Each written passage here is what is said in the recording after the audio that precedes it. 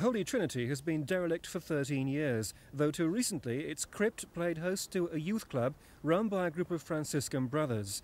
It's they who've joined forces with other locals to form a community consortium. They want the site, worth £1.5 million, to be used for local people.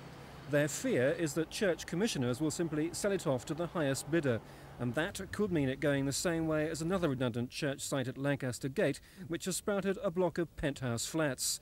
Last week, the consortium held a mock auction for the site, a mark of contempt for what they see as the church putting windfall profits before local need.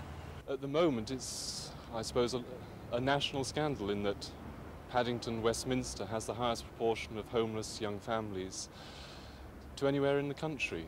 And it's some of those needs that we would like to see met. Also within Bayswater, there's the problem of a large number of elderly who could well do with sheltered accommodation, and it's those sort of needs that we believe this site, along with the other community facilities, that could be met.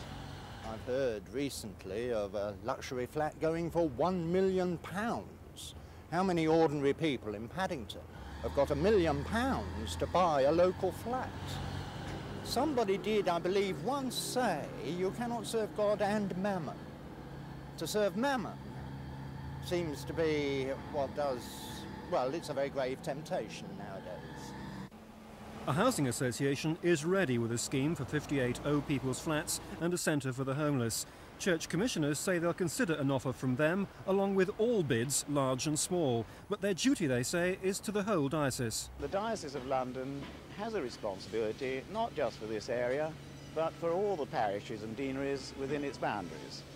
And of course, there are social needs here, but there are also great social needs in other areas of the diocese, Hackney, Tottenham, and so on. Commissioners insist they aren't bound to go for the highest bidder, but Paddington locals are convinced they'll find the best offer hard to refuse.